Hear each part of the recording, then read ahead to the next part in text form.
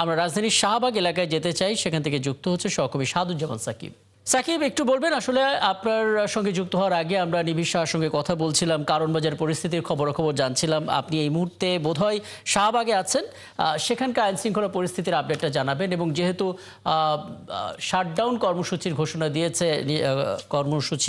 দিয়েছে আওয়ামী লীগের পক্ষ থেকে, সেরকম কোনো ছবি আপনি দেখতে পাচ্ছেন কিনা এখন পর্যন্ত?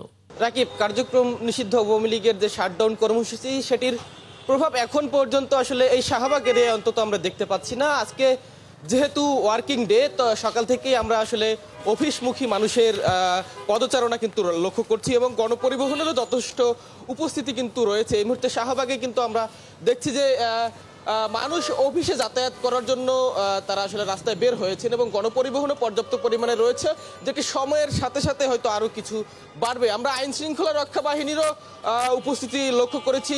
প্রত্যেকটি পয়েন্টে পয়েন্টে তারা আসলে অবস্থান নিয়েছেন। পুলিশ যেমন রয়েছেন, র্যাব, সেনাবাহিনী, পাশাপাশি বিজিবিরও বেশ কিছু সদস্যকে আমরা কিন্তু দেখেছি। তারা বিভিন্ন জায়গায় চেকপোস্ট বসিয়েছেন, সন্দেহভাজন যাদেরকে দেখছেন তাদেরকে যেমন তল্লাশি করছেন, পাশাপাশি আইন শৃঙ্খলা রক্ষায় তারা কিন্তু তৎপর রয়েছেন। আমরা তাদের সঙ্গে কথা বলবার চেষ্টা করছি। তারা যেটি জানিয়েছেন যে কোনো ধরনের অপ্রীতিকর ঘটনা এড়াতে তারা আসলে তাদের সব ধরনের প্রস্তুতি রয়েছে।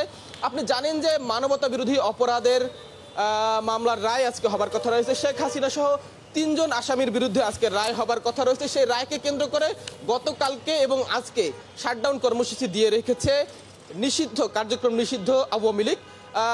রাতের বেলা যদিও আমরা রাজধানী সহ বিভিন্ন এলাকায় ককটেল বিস্ফোরণ এবং অগ্নিসংযোগের খবর পেয়েছিলাম, তবে আজকে এখন পর্যন্ত সকাল থেকে রাজধানীতে তেমন কোনো খবর আমাদের কাছে নেই এবং রাজধানীতে এই ধরনের যে কোনো অপ্রীতিকর ঘটনা এড়াতে আইন শৃঙ্খলা রক্ষা বাহিনী তারা সদা তৎপর রয়েছেন।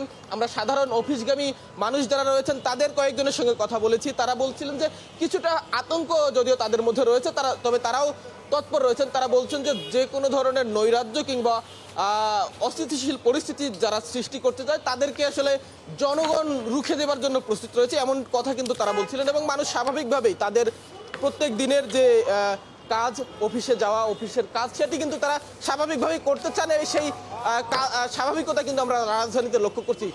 দিন এনে দিন খান খেটে খাওয়া মানুষ, রিক্সা চালক সহ যারা আসলে নিত্যদিন রাজধানীতে বের হন, তেমনটি কিন্তু সকাল থেকে আমরা লক্ষ্য করছি। তবে এখন যেহেতু 8টা বাজেনি, 8টার পর হয়তো রাজধানীতে সেটি সময়ের সাথে সাথে আরও বাড়বে।